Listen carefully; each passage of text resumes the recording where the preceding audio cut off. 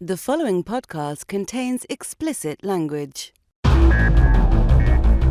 You're listening to the Cinematography podcast presented by Hot Rod Cameras, a program about the art, craft, and philosophy of the moving image and the people who make it happen. Coming to you from the world headquarters of Hot Rod Cameras in Hollywood, California, are your hosts, Ben Rock and Illya Friedman. So hello and welcome to episode 19 of the Cinematography podcast. If you're listening to us and you've listened to all of them, it means you've basically spent almost 2 full days of your life. That's right, because our shows are long. They're freaking long. Some of them are close to 2 hours. But the last one was 2 hours, 2 hours, 3 minutes. Yes, one before that though clocked in. I think it was pretty short. Yeah, it was Shaladas was very, very short. You know, no one complains about the length of our episodes. In fact, the thing that we hear more often than not is, I want more. And over the last couple of years, we would get fan mail from time to time. People would send a letter in, but because it was always such a huge gap between our shows, it always seemed a little bit weird to read like fan mail on the show because, months would have gone by and it's, hey, remember that email you sent us 3 months ago? During the Clinton administration? Well, the good news is that fan mail has not stopped, and we love getting fan mail and we love responding to all the fan mail that we get. So I'd like to read a couple of letters here that we've received this week. I say go for it. Let's do some log rolling. We don't do very much of that. Okay, here it is. We've got a email here from a professor. Hello, Ben. I'm a professor. I'm assigning some of the great interviews from your cinematography podcast to my students. Hell yeah. Just wanted to let you know, I'm realizing as I write this, that you may have gotten a bunch of emails about this. That I have not. Go on. That community cable access television is alive. We have it all over Massachusetts. Many of the students intern at Community Access. But love your podcast. Perfect for my students. Love the first part of your interviews, especially where there is talk about how they got into film. Thank you for your work. Best, Todd. Thank you, Todd. That's Todd Wemmer. Thank you very much, Todd. That was awesome. Yeah, thank you, Todd. That's awesome. Thank you. Anyone who's listening to us, feel free to drop us a line. And in fact, also feel free to make requests. Tell us what you think of the show. Tell us who you want us to get on the show. Actually, our next piece of fan mail, they did exactly that. Our next piece of fan mail comes from Paul in Germany, and he writes, "Hello, Ben and Illya. Hello. Here is Paul from Germany with a little fan letter. Hey, Paul.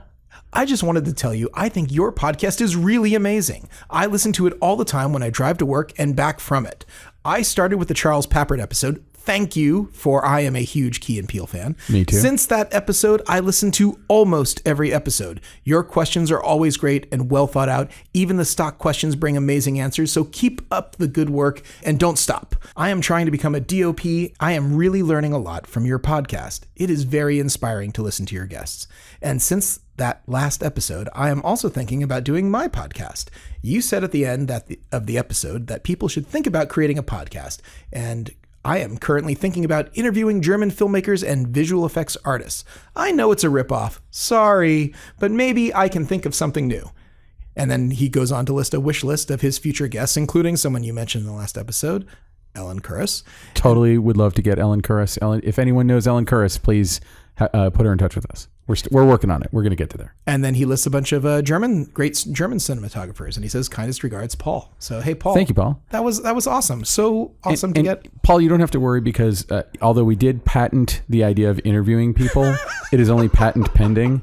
So rip off away. Go for it. Please rip us off because this was not the most. It was original in that we decided to do it with DPs, but Yeah, and you know what? I'm sure that there's tons of people who'd love to listen to you do it. So let me be the first to encourage you to get it going. I'm just happy that my questions sound well thought out, which means the illusion is complete. Hey, and we got one other, it wasn't quite so much as an email, but it was a Facebook comment, but it might have been the most flattering thing that anyone has ever said about our podcast. Someone recently, and I wish I had screenshotted it because I can't find it now, but they said that the Cinematography podcast has the best signal to noise ratio of any cinematography related podcast, which is only cool to cinema geeks like this who understand signal to noise or audio people. But boy, that's high praise. Well, I will say that we did talk about before we ever started doing this that we didn't want to have a podcast where we sat around and talked about what we had for breakfast for 25 minutes before we get to the meat, the thing people are here for. That's true. And then speaking of which, we should probably stop talking about our fan mail right now and move right into what this episode is about. And this episode is about Rachel Morrison. Rachel Morrison. Hey, when we recorded our last episode and we're all excited about the fact that we got to interview Rachel Morrison, who is an amazing DP, who has a beautiful past and a brilliant future, little did we know she was about to be nominated for Best Cinematographer. And not only that, she's the first woman to be nominated for Best Cinematography. And not only that, the movie she shot, it's the first time that a Netflix original feature has been nominated for anything, and it was her nomination. It's so awesome. It's giving me goosebumps just thinking about it. It's fantastic. I'm so excited, and Rachel was so cool, and we recorded it at her house. I don't really think you can tell a difference in the audio quality because Mike Willbanks did such a good job of cutting around the dog that was barking next door. Ooh, and what about the cat that was scratching in the other room? You don't hear any of it. That's amazing. It's amazing what you can do with Adobe Audition. You just go in there and use the little pen tool and get rid of the thing on the waveform. It's amazing how you can just erase sounds. And if you're listening to this episode without having listened to the last episode, go back and listen to Rachel's war story, which is also fantastic. Yes, and unlike a lot of our war stories, she doesn't repeat it in her interview. She saved just her war story to be the war story. I don't think we need any more intro than that. And here is Rachel Morrison.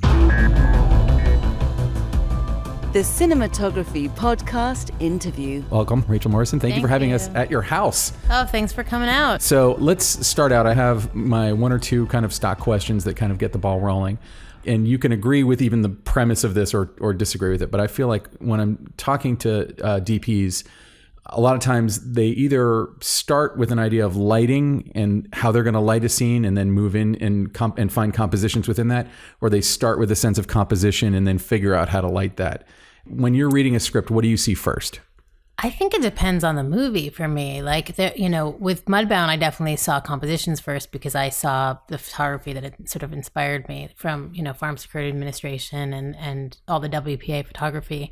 And that was, for the most part, black and white. So I wasn't thinking in terms of color or lighting or anything. Other films, I definitely think the lighting is kind of the thing that the first part of the tone picture that sort of comes into mind. And when I approach a scene, I guess sometimes I feel like I know how I'm going to light the space, and then I find, the camera movement within it. And other times I know I want to do, a complicated oneer, and then I have to figure out how to light that oneer. So it sort of depends. Mm-hmm.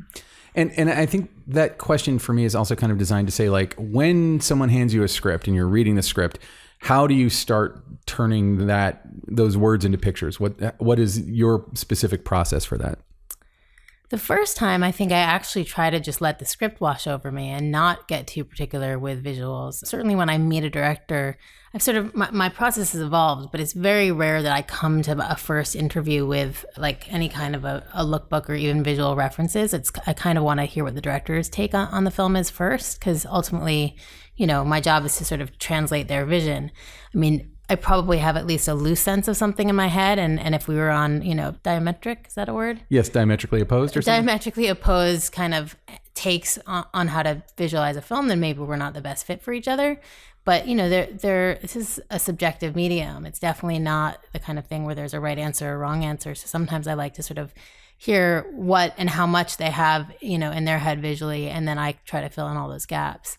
But, usually it's the second or third reading where I start to really think about things in terms of, I think this would be great handheld, or, this should really be single source lighting, or, things like that. Is there a specific approach that you take when you're looking at it, when you're getting to that point? So you're on the third read. Are you looking at visual references? Are you coming up with visual references? Like, is it just kind of coming into your head as a fully formed thing already? Yeah, I think I approach each scene by figuring out what character's point of view it is and kind of who's guiding that scene. And then I try to get to the emotional, stakes of the scene and light and compose as a reflection of that character's journey. For me, it's a very subjective art form, and I really try to let the subjectivity drive the cinematography. So you tend to think within the characters. I mean that makes sense because most of your stuff has been very character driven. Yeah, and I think that's certainly the type of film that I'm attracted to. But yeah, I mean, I think our goal, or my goal, is to try to empathize with whose story we're telling, and then try to kind of reflect and visualize that. That must have been a real challenge with Mudbound because the point of view changes so frequently and literally changes to people who see things the opposite way that the other people see it. Yeah, I mean, that's one of the things that's, I think, really interesting and compelling. And I mean, quite frankly, it's, I think, a testament to Dee that it worked. I certainly had my doubts. I mean, I loved the script and I was really excited by the premise of shooting it, but I was terrified too for that exact reason. I feel like ensemble cast movies back in the day worked so well in part. Well, for one thing, we had a much longer attention span. But for another thing, you know, Altman movies were 3 hours long. And now the combination of not having the attention span and, you know, and movies kind of having the 90 to 100 minute cutoff. Mudbound, actually, it is a little bit longer and probably this is part of it. But I had done an ensemble cast movie, I won't say which one, but once they kind of made the short version of it, all these interweaving stories kind of fell apart. And that was something that I was really nervous about with Mudbound. Just to say that Dee and our editor, Mako, just did an incredible job, I think, making so many different points of view kind of work in one narrative. And my approach visually was to give characters their own motif, but to make sure that it felt like it was part of a whole. I think if I'd gone too, for lack of a better word, babble with it, you know, one character is blue, one character is yellow, it wouldn't have worked for this film. Did you know when you were making it, we'll get to Mudbound a little bit later and go into a deeper dive on it, but did you know that it was for Netflix when you were making it? No, it wasn't. Yeah. At that point, it was a independently financed feature film for theatrical release. Oh, wow. So when Netflix picked it up, because, you know, when you talk about short attention spans, I mean, that's Netflix. People give something, you know, 5-10 minutes and then be like, boring, and turn it on to the next thing. And Mudbound, you know, does like scream for like pay attention to, like you have to pay a lot of attention to it. Yeah. Netflix was kind of our saving grace because, you know, it's a subject matter that was daunting to a lot of distribution companies, I think, especially in the wake of where we are right now and people not necessarily going to see dramas, which is really unfortunate. You know, the great thing about Netflix was that it does have a wide release and a wide reach. And some people who would never have gotten to see this movie are going to get to see it because of Netflix. That said, when I shot it was for theatrical. I would have maybe shot it differently if I had known that the platform was going to be for people's home computers or, you know, iPads or television systems or whatever. I watched it on a big screen television, okay. You know. But again, I mean, I am really grateful. I think it wouldn't have gotten seen to the extent that it has probably any other way. Well, that is the thing. Like, I do sort of wonder how many more eyeballs you tend to get if you put something up on Netflix versus if you were to put it in theaters. And obviously Netflix is making a giant push to release movies like that and Bright and stuff like that. So it makes sense, you know, in an interesting way. But I guess I also want to see movies like that have that scope on a bigger screen. Yeah, I mean, the scope is something that's both. I mean, I'd like to think it's visual and cinematic. I mean, that's part of it, but it's actually less about people seeing it on a big screen and more about the captive audience, you know, and the fact that you can't just, you know, look down at your phone or go to your refrigerator or put, you know, hit the pause button and finish it later. Like, and I'm guilty of it. Like I think I'm almost the worst.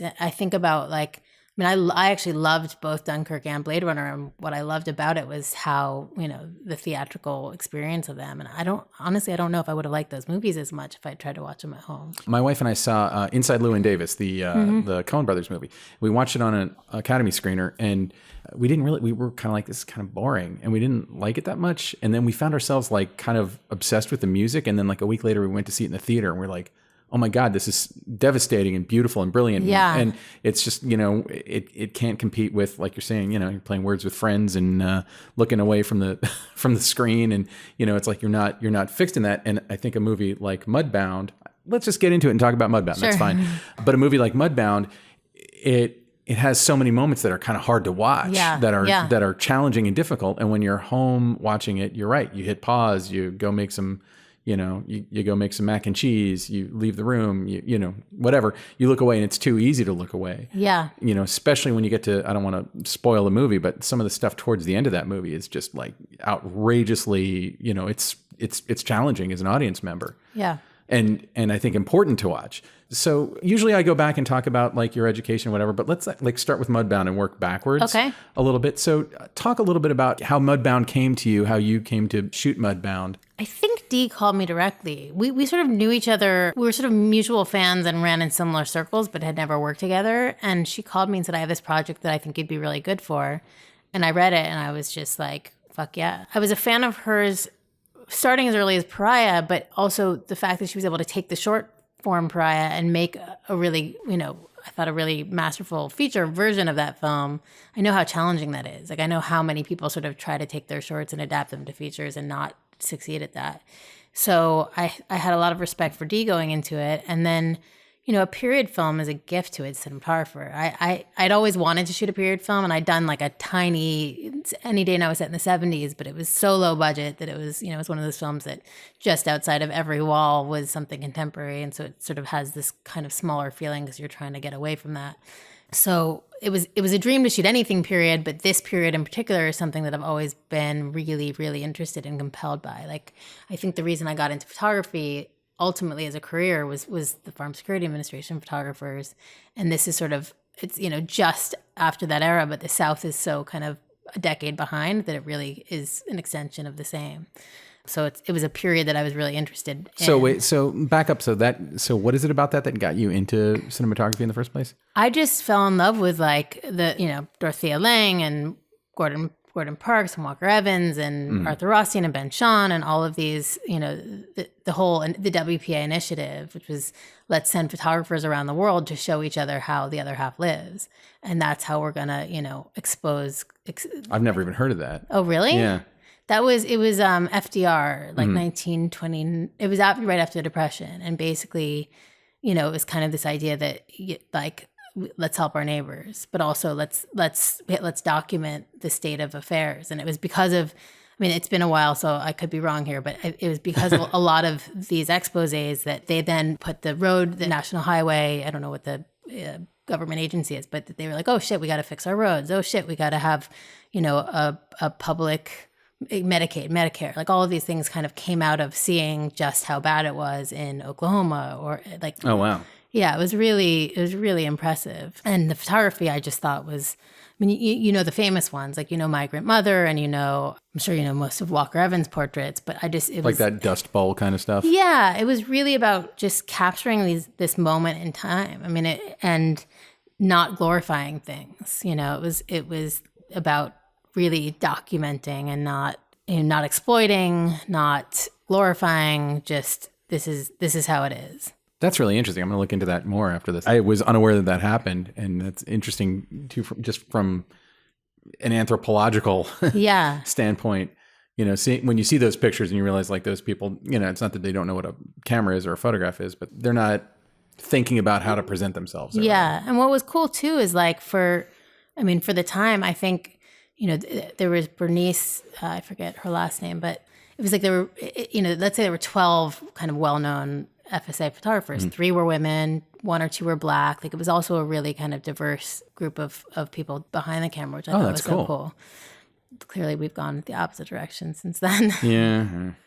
But yeah. So anyway, so it was a really easy yes for me. Like the script always comes first for me, but the director is a close second. So when both of those things are working, then you're already, I don't know, it's already a win. Well, and the movie obviously deals with aspects of racial justice and stuff like that. And I feel like there's maybe echoes of Fruitvale Station. Did the experience that you had on doing a film like Fruitvale Station inform how you were? Sure. So Fruitvale is everything I'd always wanted to do, which is to combine art with messaging. And that was sort of inadvertently how I landed on Fruitvale. Was I told Elise McKimmey, who does the Sundance Labs, she at one point said, what's your dream material? And I inadvertently described Fruitvale like a year earlier. And so when Ryan was looking for a DP, she was like, you should really talk to this DP, Rachel Morrison. And then we, of course, hit it off. He's just amazing. And I sort of fell in director DP love from the moment we actually had a Skype conversation first, and then I met him in person. But that definitely set the bar. Here I always wanted to do narrative, but really I always wanted to do narrative that was going to push some buttons and that had something to say. And at that point I was like, stuck in reality TV hell, basically doing the opposite of that. So once I did Fruitvale, it was like, I'm never going back. But not just reality. That I'd already kind of closed that chapter, thankfully. But, like as much as I enjoyed shooting Tim and Eric, that wasn't my calling. Like that, I've never had the desire to become a comedy shooter or a horror shooter. Like I've always sort of really wanted to shoot, dramatic films. And specifically, I think also as our landscape gets more and more fucked up, I just feel like we owe it to ourselves to have something to say, like not just to entertain for entertainment's sake or escape for escapism's sake, but you can always you can even hide a message into blockbuster films, and I think that we really, it's important to do that. When did it occur to you that you wanted to kind of shoot films or make art that had some kind of a message buried in it, or some kind of something a little bit meatier than just, making a horror movie, which, by the way, I'm the world's biggest horror movie fan. But anyway. I don't know. That's something that was almost like on a gut level. Only now I can describe what it is. I mean, that's sort of what I was saying. Like, I think once I shot Fruitvale, I could put my finger on, oh my God, this is what I've been trying to do. Were there movies early on that influenced you where you were like, oh my God, they're able to use this medium in such an interesting way? What's funny is actually the first films that I was really inspired by had nothing to do with even anything real. Like, I actually used to love films that had a magical realism component, like City of Lost Children and all the Wong Kar-wai films, which are, I guess, not magical realism, but they're just incredible. Yeah, highly stylized. Highly stylized, and just foreign films. Like, there's a Canadian film called Leolo, City of God, which I guess isn't magical realism, it's just realism, but super stylized though, like super colorful, saturated. Yeah, which obviously isn't the direction I went as a cinematographer, but I think along the way, I also really enjoyed films that were based on true events, that had a political component, whether they were fictional or not. So films like The Insider, films like 3 Days of the Condor, films like All the President's Men. It just felt like the perfect melding of something that was entertaining, but also had something to say. So that's just sort of the direction that I've gone whenever I can. It's not to say that I wouldn't do a film that was pure entertainment by any means. Well, you did do Black Panther. But even Black Panther has some messaging, which I knew when Ryan signed on to do this movie, I was like, there's no way we're not going to have something to say.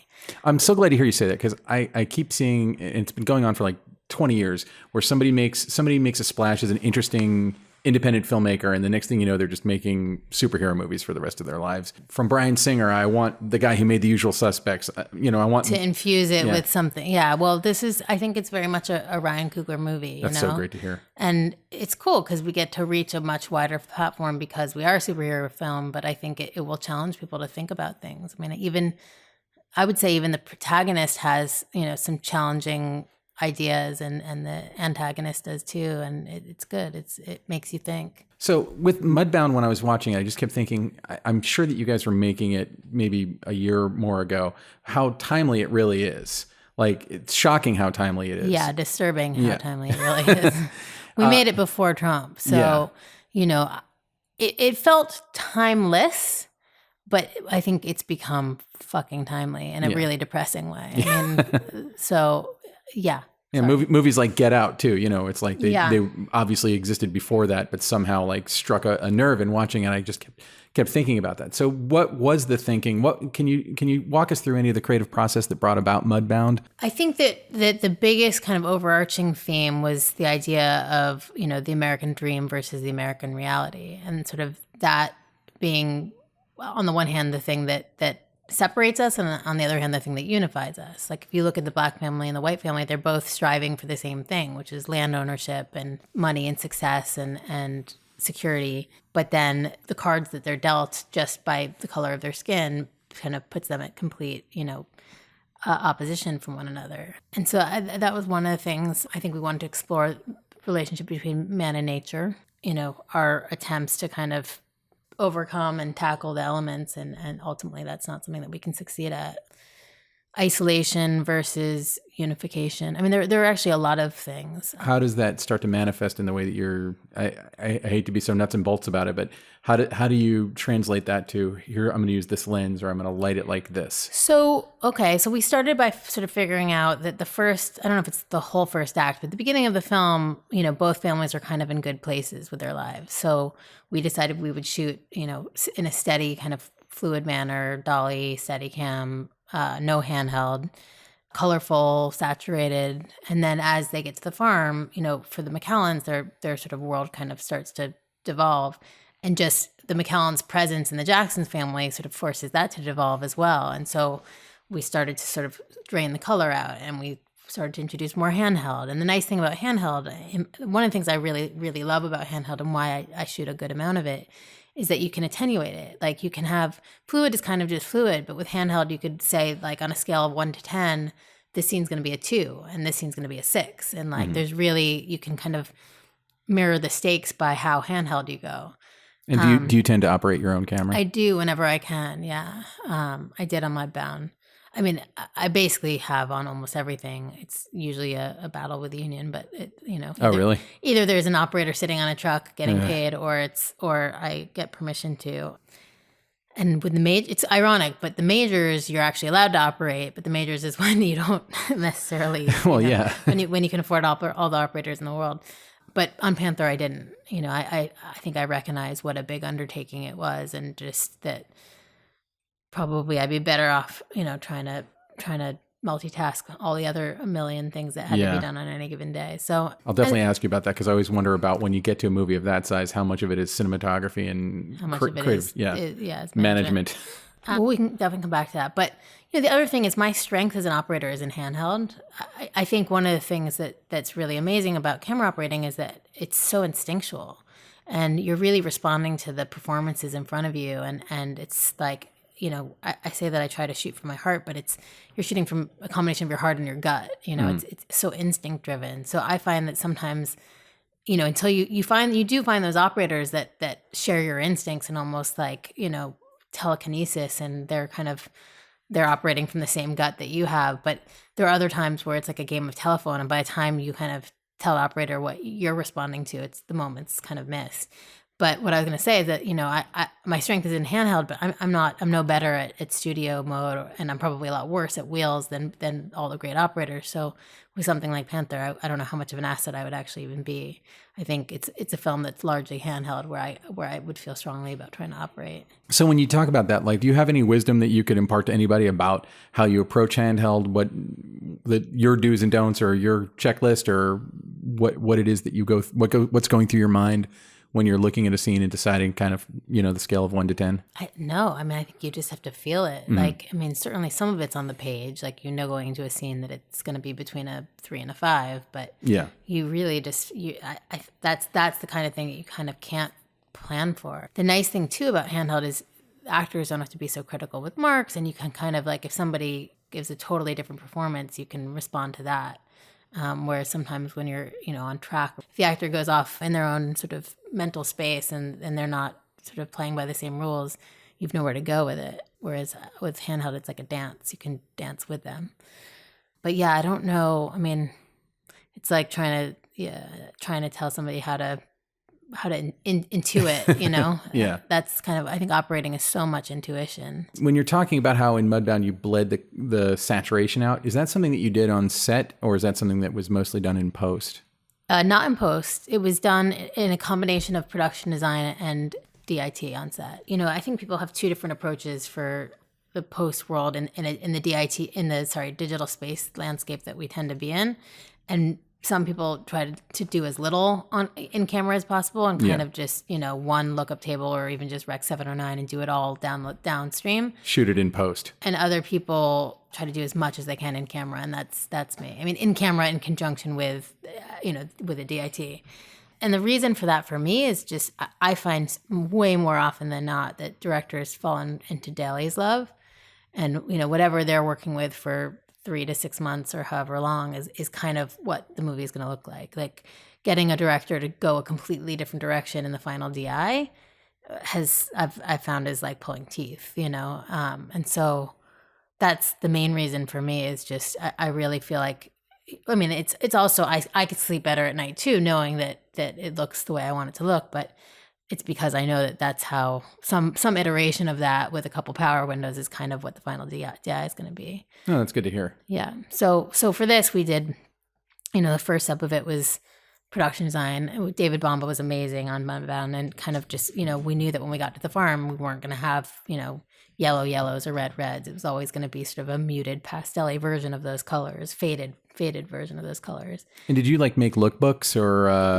palettes or anything? No, we had lookbooks. Yeah. Dee had a bunch of references, which none of them were actually narrative films, which was kind of liberating. So David Bomba, who's our incredible production designer, kind of made a decision by the time we got to the farm that we were not going to have, saturated colors. And that was, it was all sort of, became more faded color palette and pastels and all of these things. And so once you have that in camera, there's not that much that you need to do.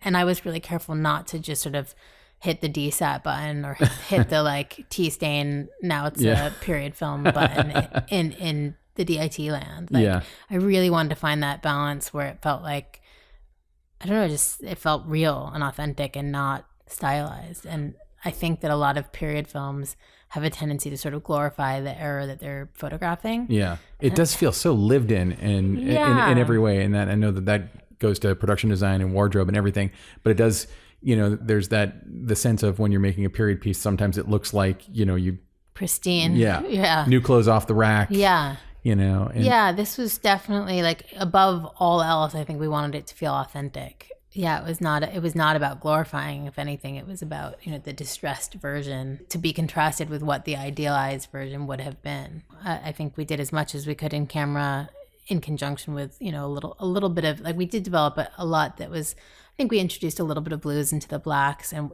pulled out a few points of saturation and maybe a few points of contrast, but nothing extreme.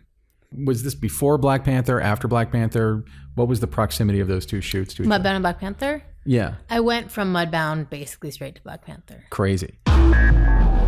So I know you can't talk about any plot specifics of Black Panther, so we're not even going to mess with that. But what is it like going from a movie like Mudbound straight to what's going to basically be a studio tentpole film for, what is a giant run of success for Marvel and Disney right now? I mean, I think it was more about going from, not ever having done anything even remotely like Black Panther to a movie like Black Panther. Yeah. I mean, I'd never actually done anything exactly like Mudbound either. Mudbound was exciting and fun because it was something new. And Panther was the same. Like, it was terrifying. Don't get me wrong. I was I don't know how long I went without sleeping before I sort of settled into, okay, I'm not going to get fired. It's going to be okay. But that's what to me, it's like most people can only dream of getting to work on a film of that scope. Yeah. That's the majors of the majors. The irony is, like, this is not what I set out to do. Mm-hmm. I think maybe I would have been even more terrified if my ultimate goal had been to shoot tentpole movies. But for me, it was more like Ryan, who I would do anything for at any time, A, I knew he wasn't going to make a typical tentpole movie, but B, I would pay that. Don't tell Marvel I said this, but I would pay them just to hang out with him for 6 months. You know what I mean? Like, it wasn't about even the movie. It was getting to work with Ryan again. But like, how much wiggle room does anyone have to be, I don't want to say subversive, but provocative in that world? I was surprised. And it might be because Marvel was making way too many films at the same time and they were all pulled really thin, but they didn't feel like helicopter parents to me at all. Oh, nice. There were times where I actually was looking over my shoulder, almost Home Alone style, being like, where are the grown-ups? Nice. So I felt like Ryan was sort of supported in his vision, and we sort of got to make an independent movie within the confines of a gigantic, machine. That said, there's definitely a sandbox and you need to stay in that sandbox. But I think it's a pretty big sandbox. There's a good amount of creative freedom within that. So I didn't feel like we were being manipulated in any way, or I really felt like they, hired Ryan because they wanted to see what Ryan had to say. And, Ryan's style is, he would probably have shot single camera if he could. And certainly, what DP wouldn't shoot single camera if he could? Yeah. So, the whole way we were set up was different than, say, Avengers, which I think the Russo brothers like to shoot as many cameras as possible. I think their base package is 12 cameras. Oh my God. Our base package was 2, and it was sort of, I think they do let people take their own approach. And there were times where we were actually a single camera machine, it makes sense to have multiple cameras on a second unit situation where you're doing a giant action sequence or something. But what about when you're doing the dramatic scenes? Is that when you would generally have 2? Yeah, it was a big ensemble cast, so there are definitely times where we had 3, but for the most part we were 2, and occasionally we were 1, and that was for all of the character scenes. Mm-hmm. But even our action sequences, Ryan really wanted to do it all himself. A lot of those films do end up getting a little bit parted out to an action unit, a massive second unit, who sometimes have as many shooting days as the principal unit. We ended up with, I think, 9 true second unit days, which is unheard of for a that's film. not bad. And that was really because Ryan wanted to have his fingerprint on it. And, I think we would have done everything if we could have. Does it just not fit within sort of their model? It's the time. It was just the time frame. I think if they could have kept the cast an extra 9 days and let Ryan shoot it himself, then maybe we would have, It's really just at some point, like the cast has to go on with their lives. Did the two of you have a voice in that kind of action-y second unit stuff? Very much so. Yeah. I mean, so these films do have a good amount of previs, but that's another thing. Some movies live and die by their previs. You know, all of these films, I think, get prevised, you know, or at least the action scenes get prevised. Yeah. But then, like Guardians, I heard pretty much, because there were a lot of crossover with the crew, and they pretty much, like, their shot list came straight from previs. They would have, you know, whatever it was, 10 to 15 or 15 to 20, probably 10 to 15, like, setups a day that were directly from the previs, and they were just crossing them off the list. For us, previs was a jumping off point. It was like, if we're lost and we need a map, we have this thing.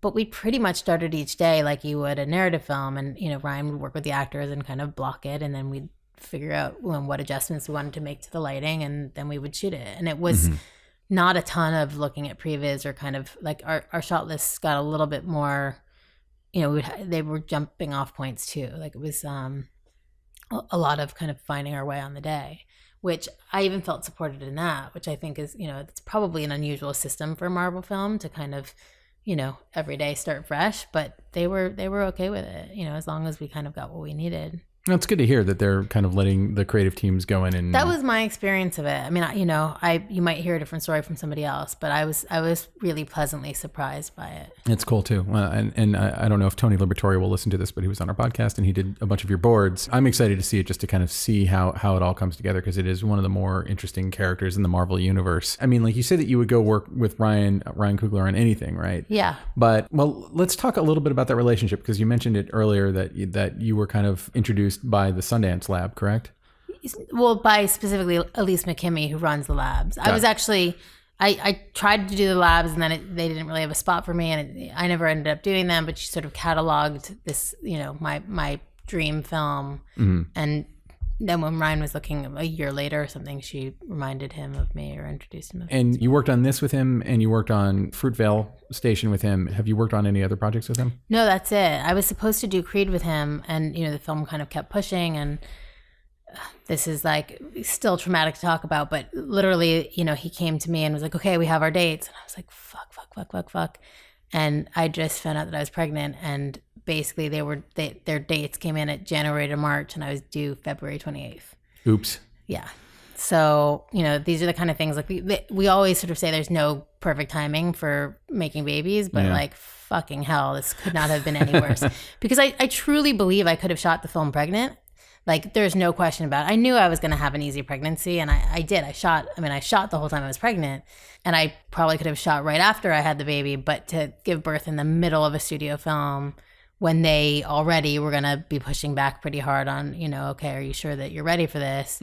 It just, at some point we realized that it was a battle we probably weren't going to win, you know, like, hey, can I let my operator replace me while I give birth? Like, now I actually do think I could do a movie where either, I mean, you know, certainly where I shot right up to the day that I gave birth. Up to the day? Wow. I mean, I don't know. I think people have this idea that pregnancy renders women, you know, incapable, but it's not. Like, we're not sick. We're not, you know, physically impaired. We're just pregnant. Creed, that was a tough one, because everybody that I spoke to, and I was like devastated when I figured out that I wasn't going to do this movie. They were like, oh, don't worry about it. It's just another Rocky reboot. And I was like, trust me, it is not just another Rocky reboot. Yeah. You know, both because I knew Ryan. I mean, I'd read the script, and sure, the initial script was a little more kind of straightforward, but I knew what he was going to make something special. One of the most memorable films of that year, for sure. Yeah, absolutely. And, you know, and also just like at that point, I mean, I'm incredibly grateful for Panther, because I can't say this anymore, but at that point, probably more people saw that film in one weekend that had seen everything I'd ever shot, even counting people who'd watch things over, you know, more than once, by a long shot. Well, and I don't know your relationship with Ryan Coogler, but there's always that sense when you can't work with someone who you've been working with, are they going to like my replacement better than me? And then, yeah, of course. You know, it was cool that he went with. I mean, I actually thought it was awesome of him to both go with another female DP, but also Maurice is so badass, and you know, and I do think we have a similar sensibility. So it was nice to, you know, not be replaced by like a 65-year-old white man.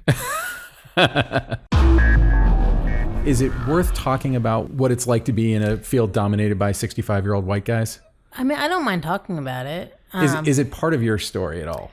I think it probably is. You know, I think in some ways being being a woman in this business is as much an advantage as a disadvantage because we get to stand out in the room, like we get, when you meet with 10 people and 9 of them are white dudes and one person's a woman, like you remember them. So in some ways, I think it's actually a real asset. I mean, I also think it's an asset because who better to empathize? I mean, I actually find it really kind of crazy and ironic that this is an industry built around like empathizing and visualizing human emotion, and yet like women are not 50% of the representation. That's so crazy to me.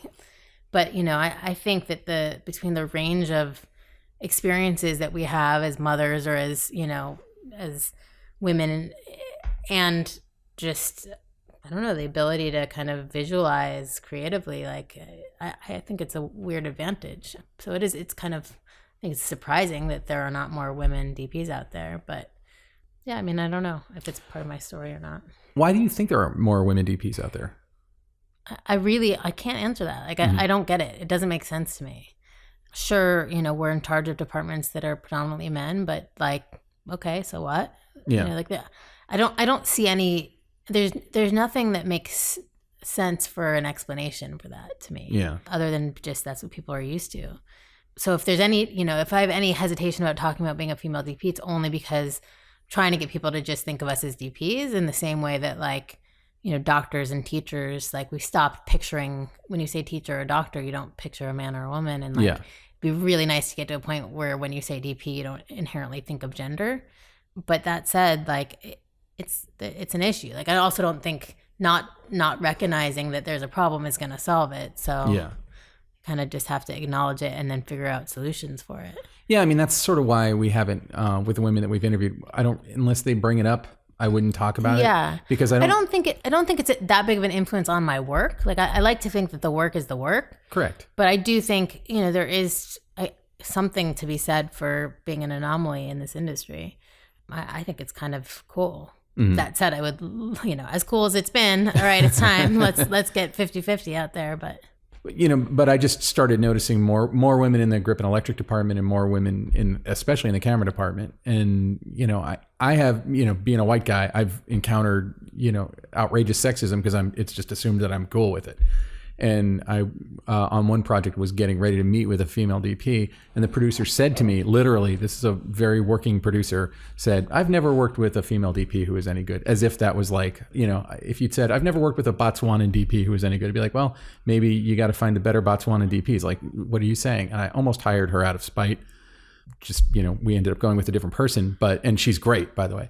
But to me, like it's a frustration that there's kind of an old school thing, and like I'm in my 40s, and so like I kind of came up in the Gen X thing where we thought we were a little bit more enlightened, but I still think that there was a lot of inherent sexism that was going on when I was starting out. And so to me, it's interesting to see that there's hopefully a bit of a shift. I mean, the fact that you're doing a tentpole movie, you're not just doing there's nothing dismissive about independent films. They're amazing. But the fact that you're doing a giant tentpole movie, that's to me, that's a big deal. I mean, have any other women shot any of the giant superhero movies? I don't think so. I don't think so either. Yeah, no, I mean, that was the other thing. Like it's fucking cool and it's exciting. And, I'm always up for a good challenge. So in some ways, the fact that it wasn't my world and that it was so massive was like, there's no way I'm going to say no to this. I just have to figure out what the fuck I'm going to do. How did you have to adjust your technique, your process, whatever, to work on something where, and I guess buried in this question is how much of it is being a DP and how much of it is being a manager of massive teams? It is definitely more management than a small movie is, if for no other reason than because you're not the one doing everything, and so you have to, there is some creative control you have to give up. Just, I mean, as somebody who likes operating, I recognize that my, I had to sacrifice the minutia in favor of the macro. And so that was something where, okay, I'm going to surrender control to my operators and I'm not going to micromanage them because I actually think, I hate being micromanaged. I think you get the best performance out of your department heads when you enable them and inspire them and kind of encourage them to seek out their own creative fulfillment and not just give them, a carefully drawn storyboard and sort of say, this is exactly what I want. Let's make it like this or better. Let's find, let's find the cooler version of this and kind of let them go find that for themselves. But yeah, I mean, the difference between turning the Titanic and turning a small sailboat. So it's like, on the one hand, you can do incredible things because you're the Titanic. But on the other hand, like, you can't just, steal a shot because you see something that's cool. And those are the things you just have to get used to. It's a really different, like, Mudbound was all about, oh, I'm just going to grab this because it looks amazing. And Black Panther is like, by the time you tell the 8,000 people you need to go steal something, like, the moment's over. The bird has already flown away. Yeah. Oh, yeah. But yeah, I mean, the biggest, I guess, learning curve was the VFX of it all, because I hadn't done anything that was so VFX driven. And what's interesting is, well, two things that I find interesting. One is that ultimately my takeaway was that it's actually all common sense. Like, I was so intimidated by this thing that I knew nothing about. And at the end of the day, none of it all just sort of, it makes sense. Like, but I'll come back to that. But the other thing is that I think these big films approach their VFX really differently. So Marvel's way of doing, like, now I know how to do it within the Marvel system. I know what their sandbox looks like, but I actually think that's incredibly different than the way that DC does things. And I'm sure both Marvel and DC do things different than the way Star Wars does things. And like, so you kind of, if you're going to do a VFX driven film, you kind of have to figure out what their playing field is and then kind of work within that. But yeah, I mean, I don't know. At the end of the day, it was much more straightforward than I thought it would be. So in terms of, like, just shooting days, how many shooting days were you on set for Black Panther versus Mudbound or any of the other movies you've done? So Mudbound was roughly 29, which is actually more than most of the movies I've done. Oh, wow. And still, like, nothing for what we were trying to achieve. I know, that's impressive for a 2-hour movie. Yeah, and just 2-hour movie with war scenes and all other kind of things. I mean, Dee kind of points out that we literally shot a battle scene before lunch. The tank scene with Ronzel was our first half of our day, and then a company move.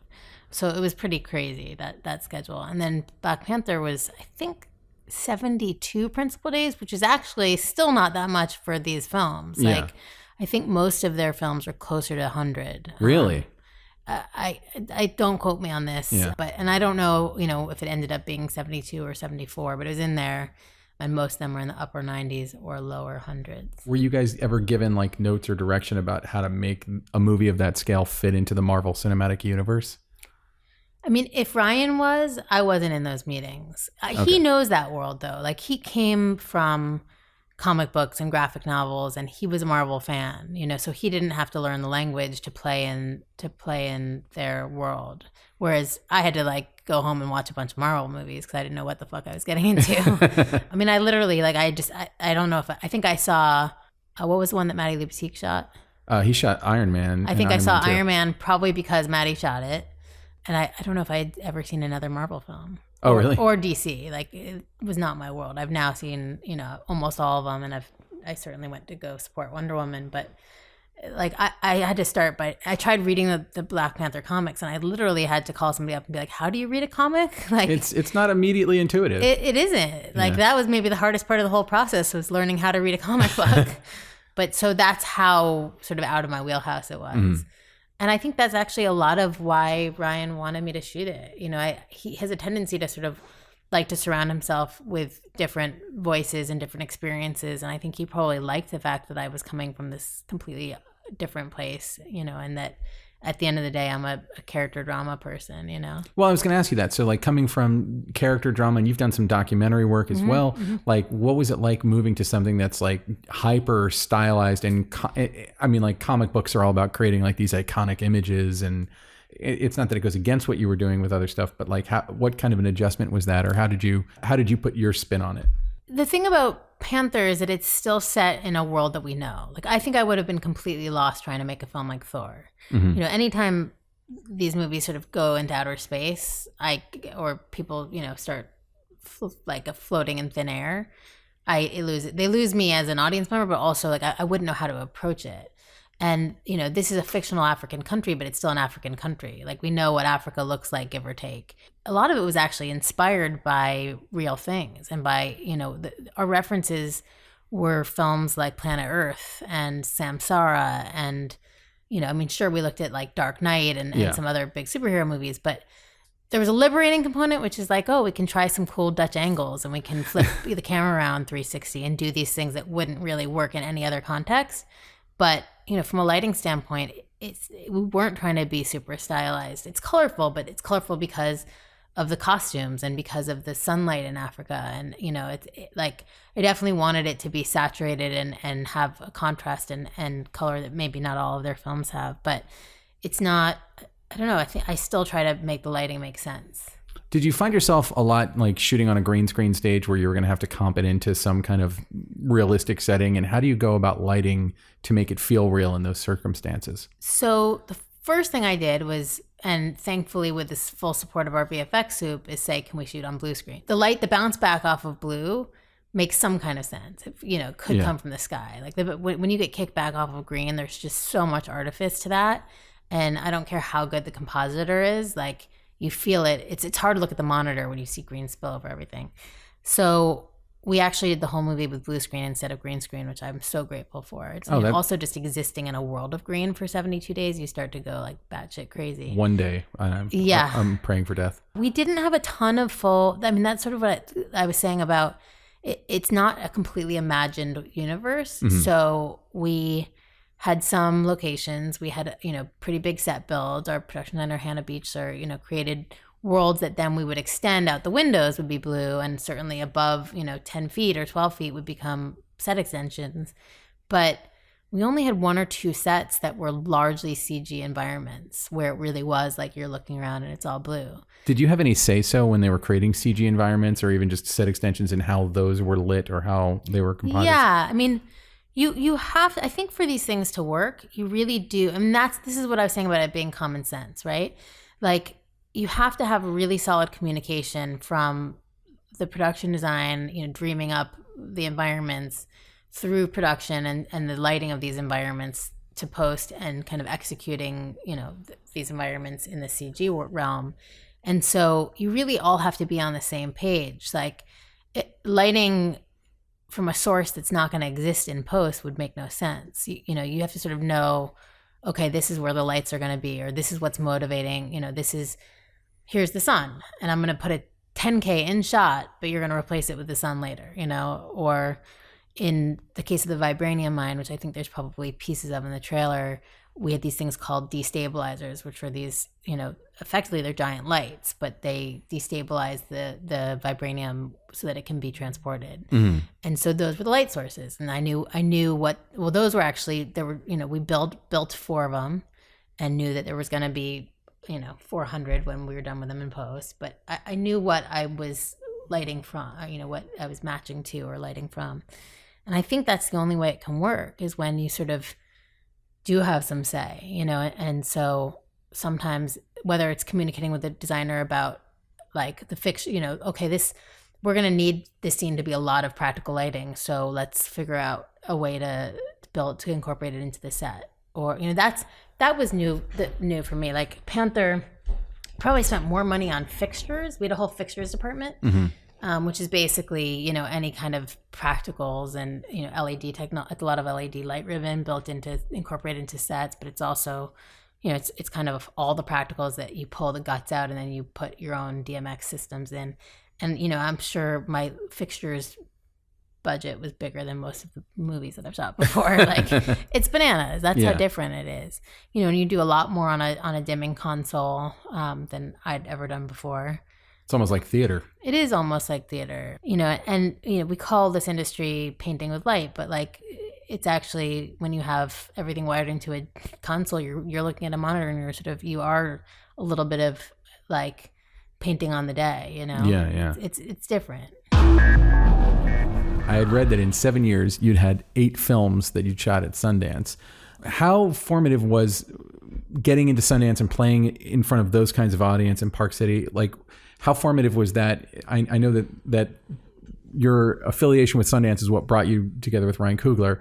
I mean, there's so many that we could talk about. Well, actually, so talk a little bit about Dope. I mean, Dope was kind of the buzz film of that year at Sundance. Yeah, well, Dope was sort of unexpected because I never thought of it as a Sundance film. Like Sound of My Voice and Fruitvale Station and some of those films sort of made sense as this is hopefully going to get in Sundance, and it sort of is what you think of, when you think of Sundance. But Dope has a much more sort of mainstream vibe.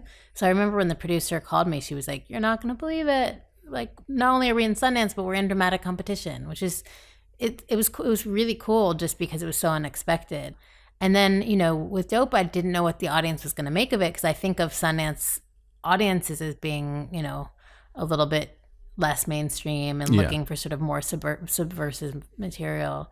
And it was really cool because it connected to kind of everyone. There was a buzz around the film.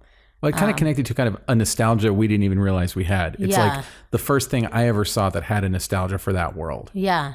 No, it's got like, you know, John Hughes meets Spike Lee meets, it's cool. And, you know, and Rick is so good with those kids. I mean, those kids were amazing. And now obviously they all have their own standalone careers. But, you know, I guess Tony had just done Grand Budapest Hotel. He played the Indian butler. Ironically, he's half, I think, Guatemalan, maybe, I don't know. But they had such a great chemistry, and it was fun. It was, you know, it was hard. Like that one was, I think, a 20-day shoot, maybe 24 days. So as fun as it looks like it was to make, it was one of those films where we were just like racing around every day, kind of by the skin of our teeth, just trying to make our days. But, you know, it's always those like labor of loves that you're just so grateful that they work in the end and that they find an audience. And I've been really fortunate, I think, when you look at how many films don't ever really get out there, that like so many of these tiny movies that I did actually found an audience. And a shelf life too. I mean, like movies like that, you know, like they're the kinds of movies that people refer to years later. They're not just like, you know, I mean, there's plenty of films that played Sundance that go away, you know, and you never hear from them again or whatever. But like Dope is one of those movies where you mention it to people, they know it. Yeah. Like it's probably something people have probably been cutting it into sizzle reels for other movie pitches for years. Yeah. Does playing Sundance as a cinematographer, does playing Sundance have a big impact on you? Like you're there, and I've been to Sundance. I think it depends on the film. I mean, you know, I would say that it was a whole different world with Fruitvale Station than it had been with any of the other films that I was there with. And then, you know, I had a similar but different experience with Dope. You know, it wasn't like Fruitvale won the jury and the audience award. I don't think Dope wasn't that movie that was gonna, you know, win the jury award because it's not quite, you know, dramatic or serious enough. But it was that movie that got everybody excited, and there was a bidding war and all of that. And so when you have the like zeitgeist movie there, then I think you really feel that palpable energy. But there are a lot of, I mean, I think even in the last 5 years, this industry's gotten so saturated. You know, as cameras become less expensive and it's easier to make a feature, now suddenly you have so many more of them. And, you know, plus all the great television and all of this other, you know, it's very easy to fall through the cracks. I think it's getting easier and easier now for like really good material to never get seen. I mean, I'm sure probably my favorite movies of the year are movies that I've never even heard of. It's disappointing, I guess. So I don't know. I think, you know, Sundance, it doesn't, just because your film plays at Sundance doesn't necessarily mean that the world's going to see it. But there are those, you know, 5 to 10 that kind of emerge every year and get to like live on. But playing there, especially playing there as frequently as you did it, like when you got into Sundance, did your phone start ringing? No, I mean, these things take time. My phone's still not ringing. Like it is, but it isn't, you know, like these things I think take a little more time than that, or at least for me, they did. I did get taken seriously. Like once I had a film at Sundance, suddenly I could call myself a DP, and, you know, I could find an agent that wouldn't shut the door in my face. And like people saw, because I'd had something that had been seen or could be seen, then I suddenly, I guess, there was a legitimacy, but it didn't for me feel like I had overnight success. I think this industry, I mean, I don't know, maybe it's just the nature of being freelance, but it's not, I don't know if that's really how it ever works, that you kind of, you know, get the instant acclaim and then you're set for life. Well, I think it's interesting to hear, because I do think that a lot of people, and, you know, certainly like when I was in film school, I would have thought, hey, you made a film that's in Sundance, you're on your way, you know, like, you know, game, set, match. And yet I know that it isn't necessarily always the case. Even if you have a big film at Sundance, sometimes, you know, it gets people's attention, but it doesn't necessarily make your career. You still have to keep, you know, hustling and working. Yeah. And we're below the line. I mean, at the end of the day, like we're always going to have to hustle because we're not, you know, we're DPs. We're not, I mean, maybe everybody does, but everybody like, does. Okay. Well, that's good to know. But, you know, I also think there's a little bit of the attention goes to the breakthrough actors and the breakthrough directors, and below the line, it's, you know, we're always going to be the people who are like, oh, what's your name again?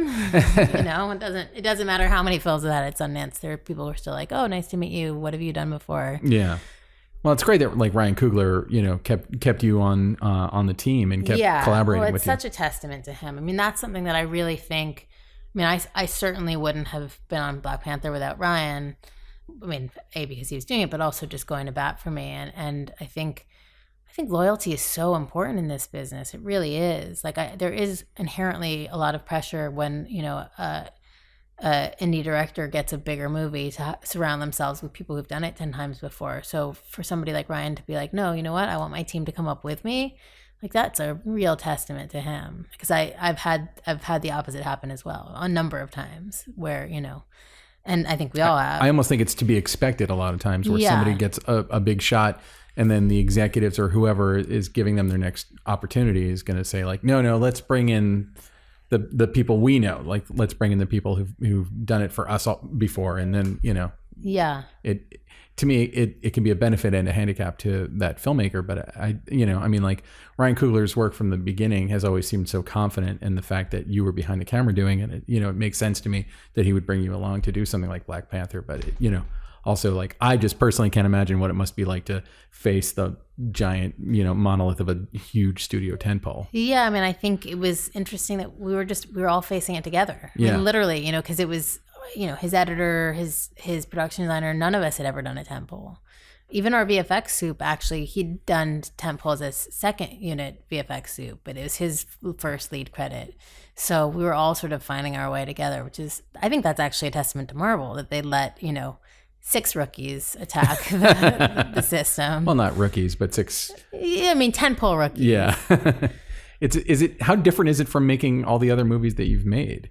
It's incredibly different. It is a lot more sort of planning and communicating, and you're running. It's a ton of multitasking, which I mean, that's, I think, all filmmaking. But now you have second units, sometimes third units happening at the same time, and making sure that everybody's still executing your vision. And I mean, my grip and electric department on the movie is bigger than the combined total of all grip electric departments I've had on every other movie by probably tenfold. I mean, wow, it's just a whole different beast. Rigging becomes a way bigger piece of the puzzle. Like, my rigging gaffer and my rigging key grip were as, if not, well, I won't say more important, but certainly as important as my gaffer and my key grip. Like, they're so instrumental to a movie like this, and that's not. I've been lucky to get rigging days on any of my films, even when I've desperately needed them, because they've never had the budget to even, have lights hanging a day before we needed them.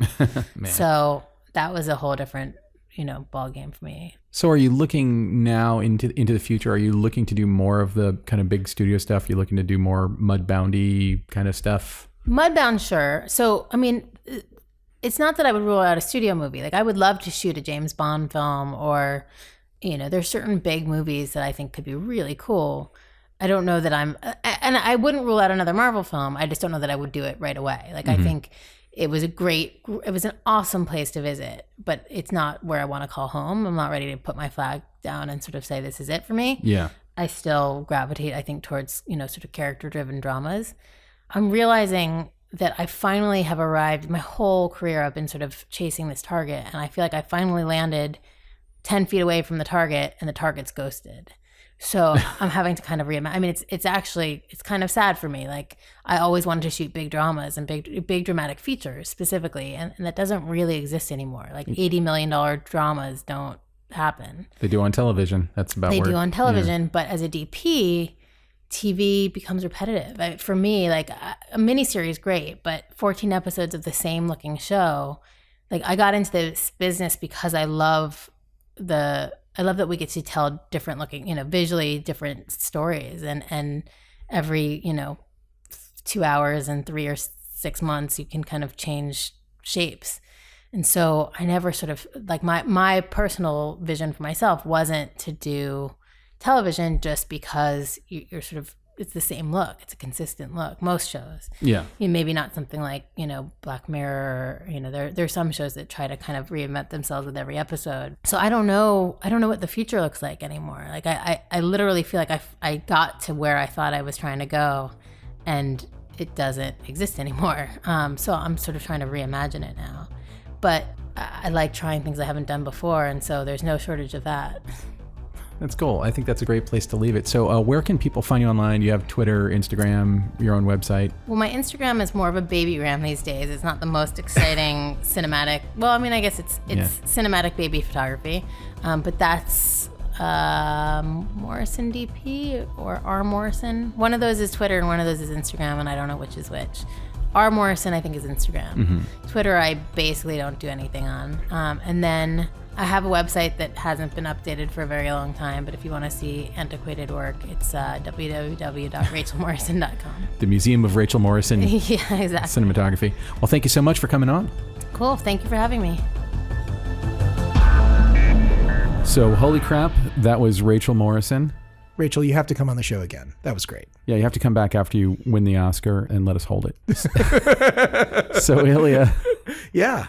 Who is our war story from this week? Our war story is from Dan Kneece. Dan Kneece, amazing Steadicam operator, second unit shooter. Camera operator, now is cinematographer in his own right, but someone who's been around a long time, has an amazingly long career of doing consistently great work, very active in the community, and if you're a friend of his on Facebook, very active Facebook sharer, which is always fun. So I feel like I know him better from Facebook than anywhere else. He's the epitome of a Southern gentleman, and here he is, Dan Kneece. And now, war stories. Years ago, when I just moved to Hollywood, I'd found this little apartment that was down in sort of a basement, but it had its own courtyard, and then I stayed there for a while, and I moved up into an apartment above that. One day I was coming in, I was bringing my equipment back into the back door of the building, and another friend of mine saw me there, and he said, "You ever been to Chile?" And I said, "No, I haven't, but I'd like to go." And he said, "Okay, well, I got a friend that's looking for a Steadicam guy down there. We'll send you to Chile."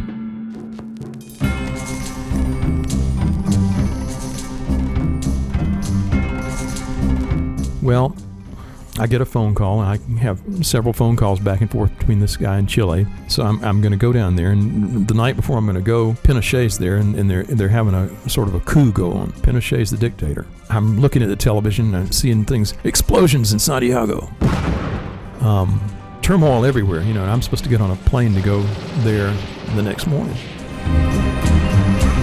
So I get on the plane. I fly down there. I don't know anybody in Chile. It's just me and my Steadicam flying to Chile. In the time between I left and the time that I get there, Pinochet's been deposed, and they have Alwyn as the new president. I get picked up at the airport, and I'm driven around by the DP, and we're riding across Santiago in a Volkswagen Beetle, and the sun's hitting me in the face. And out of nowhere, he turns to me and goes, "You have cock face." And I'm thinking to myself, cock face? Should I just bean this guy? Should I hit him? And then he looks at me and he goes, "Cock's feet." And he points to my eyes where I was squinting in the sun. What we would call crow's feet, he called cock's feet. We end up going over the set. They just opened up the Patagonia Highway, so I thought I was being flown down there to shoot something on the Patagonia Highway. No, we end up in a warehouse shooting an office supply commercial. They've flown me all the way to Chile to shoot in a warehouse, an office supply commercial. We do it. They have to buy money on the black market to pay me. And I come back with my pockets bulging with $100 bills, flying out of Chile with my life and my Steadicam, and make it back to Los Angeles in one piece. Great story. Cockface. I gotta remember that. And now, short ends. All right, so that was Dan Kneece's war story. Thanks, Dan. Thanks, Dan. Can't wait to have you on the show, which we already did, so that's like a complete lie on my part. Ben, it's that time again. What time would that be? It's time to pay the bills. Okay. Hey, I want to talk about Arri. Arri, of course, I've talked about for the last several episodes about how fantastic they are and what a wonderful supporter they are of what we're doing. Well, I want to mention their Allura lightweight zoom lenses. They've been used to shoot tons and tons of television shows and feature films. They are a special collaboration between Arri and a company called Fujinon, which is known for making some of the best lenses in the world. Yeah. But these lenses... Little company called Fujinon. Yeah, just, like... No big deal. NBD. I think they have like 50% of the worldwide market or something like that. But anyway, they have built some lenses specifically for Arri, and they often get overlooked, and they shouldn't be. They're amazing. They're built to Arri specs. And of course, Charles Pappert, big fan, shoots a lot of Fujinon, owns a bunch of those lenses. Charles Pappert getting 2 shout-outs in the same That's episode. Right. Well, you're welcome, Charles. He's totally not listening. He doesn't listen to us. I would love to get a fan email from Charles someday, but yeah, It would never happen. It would not ever happen that Charles Pappert would send us a fan email, especially about us talking about Arri lenses. No. Arri Allura lightweight zooms, super fantastic. Don't take up a lot of space. Super high resolution. Beautiful glass. If you are in the market for such things, you should totally demo them. You can demo them at places like Hot Rod Cameras. We might have some. Wait a minute. Yeah. I thought this was a commercial for Arri. Okay, it's a commercial for Arri, sort of. Okay, it's Arri. Man. Sorry, Arri. Okay, hey, Ben, it's short ends. Okay, so I have kind of a minor thing I want to talk about, and you've tried to discourage me, but I'm gonna talk about it now. This is not your short end. This is not my short end. But why are you bringing it up? Because I'm frustrated. Okay, go ahead.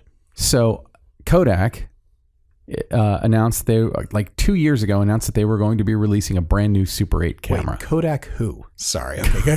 Kodak who? The people who make the film? Make the film? Yes, they announced something 2 years ago. Like 2 years ago that they were going to release a brand new Super 8 camera. And this Super 8 camera was going to feature a flip out viewfinder. Mm-hmm. It was going to feature an HDMI video tap, so you could tap your video like a normal person and and watch it on a monitor. And it was going to be like $400. It's going to be like $350. I heard $350 to $700 was the range that I heard. I heard $400, then I heard $750. So yeah, so at the Consumer Electronics Show this week, we found out that they're selling this camera for between $2,500 and $3,000. You know, if you fetishize film, if you love film, if you want to do it, you're going to pay. You are going to pay for that. My boner for this camera just went away.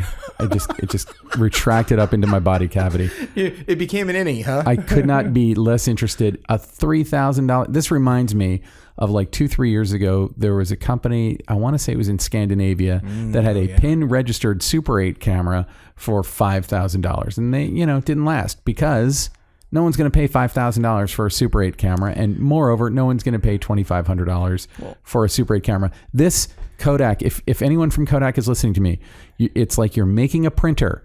They could give away a printer because they charge so damn much for the toner, but then you have the printer and you have to get the toner. In this case, the film is the toner. We will spend money on the film. Figure out a way to make this camera affordable for Joe so-and-so like myself and film students and hipsters and people who want to mess around with film.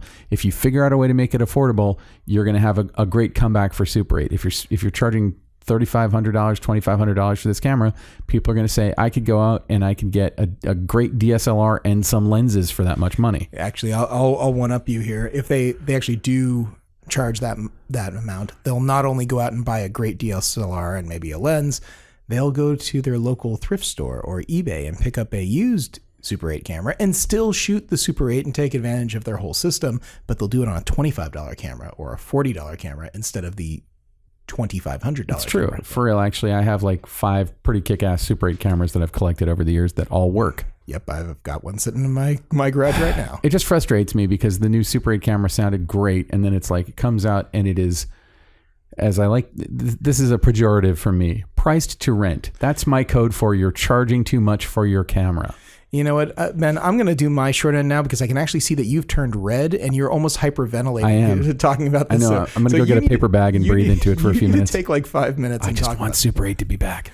All right. So my short end this week is actually about a really cool product. And actually, you can see the results of that product right now if you go to YouTube. You just need to go to YouTube and type into the search engine Sia Christmas videos or Sia Ho Ho Ho. If you do that, you'll get 3 different shorts, which have now been viewed by millions of people. They're Sia music videos. You've heard of Sia. Everyone knows Sia. She's got that very distinctive hair. Yeah, I know who Sia is. Okay, cool. I knew you were hip to Sia, but Yeah. okay. I mean, I'd be lying to say that I have all of her albums or anything, but Well, who has albums anyway? She's a pop artist, in the same vein of so many other pop artists these days, but really, really big. Sia worked with some of our clients to make these stop frame animation music videos, and they use two really cool pieces of technology, which I'm not going to get technical here, but they use something called the Emotimo system. The Emotimo is motion control, which means that you have exact control over the placement of the camera in X, Y, Z,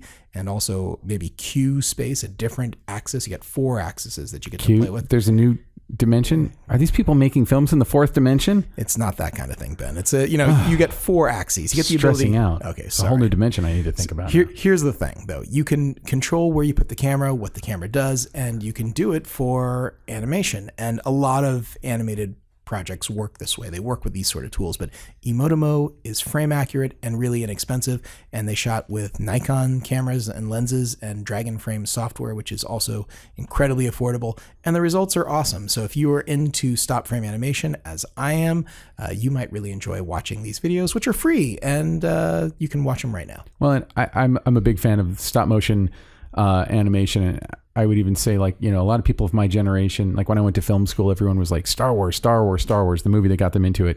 And to me, it was always Clash of the Titans. Harryhausen.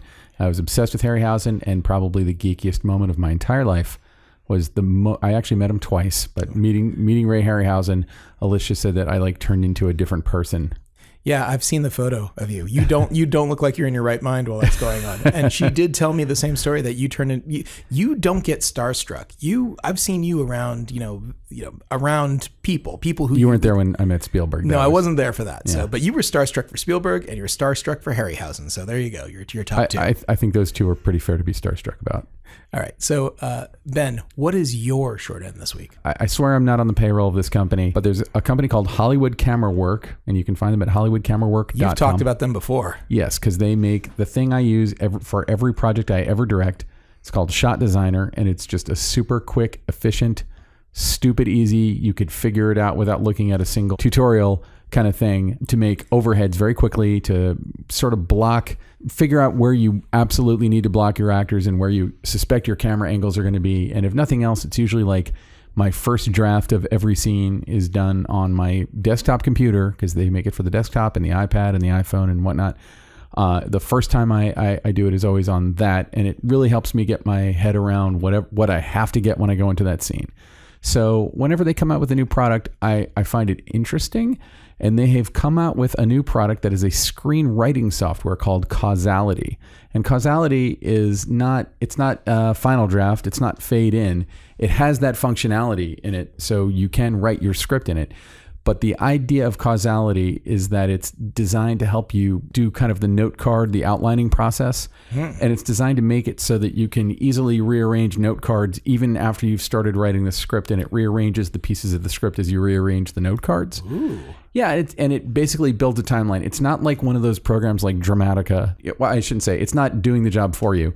It's giving you a tool to kind of help you break out your idea. This script will write itself. Yeah, it ain't like that. But it is designed to kind of help you eliminate plot holes, and enables you to kind of back up and look at your script in miniature, if you will, and see like, oh, okay, I have this character leave here and they're angry, and then they show up here and they're not. Like it has tools to track everything. And I haven't used it to write anything yet, but I think it's a fascinating idea. And knowing the people at Hollywood Camera Work as I do, I suspect they're going to figure out a way to integrate Shot Designer into this one day. Mm-hmm. Okay, so this is a serious question.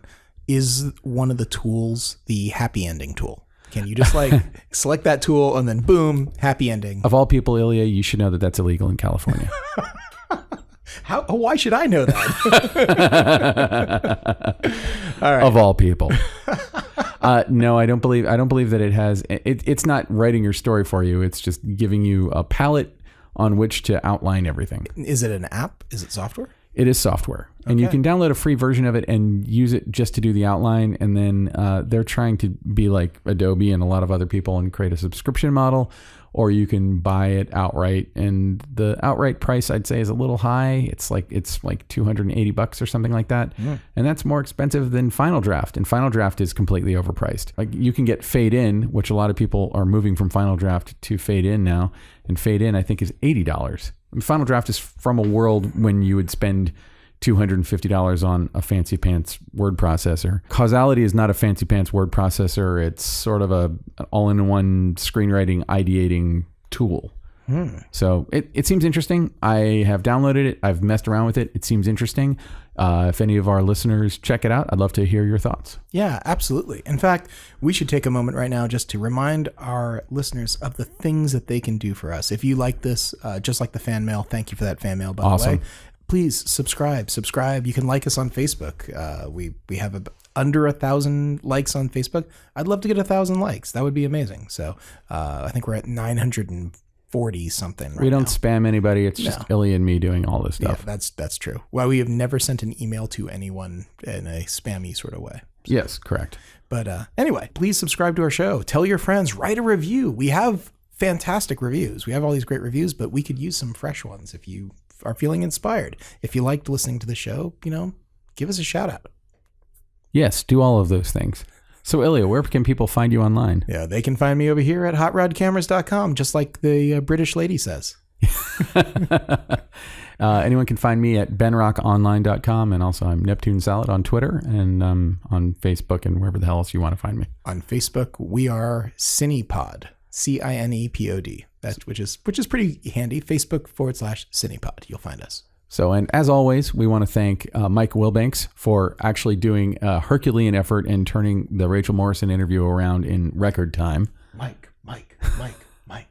You can find him at lumospictures.com. We'd like to thank K's Alatractchi. You can find him at musicbyks.com. Every scrap of music you heard in this was composed and performed by K's. Including the music you're probably hearing right now coming in towards the end of the show. Kind of seeping in and filling us like we're in a bucket and it's going to drown us. You're ruining it. And last but not least, we want to thank Alana Kode for being a kick-ass producer and really pushing us to crank out these episodes a lot faster than we ever have before. Yeah, we got some great ones coming up too. Cool. So thank you, everybody, and we're not gonna, I always say we'll see you next time. We will see them in episode. Well, I guess we're never going to see anybody because, firstly, this is one direction. This is audio. This is audio, and also they will hear us. So, but it sounds dickish to say you'll hear us. They might tweet us. They might do something. Anyway, we look forward to interacting with you in any way that we can on the next episode 20 coming up. Episode 20. This has been the Cinematography Podcast, presented by Hot Rod Cameras. Find your next camera, lens, or accessory on the web at hotrodcameras.com. Don't forget to subscribe to our show on iTunes and connect with us on Facebook and Twitter. Thanks for listening.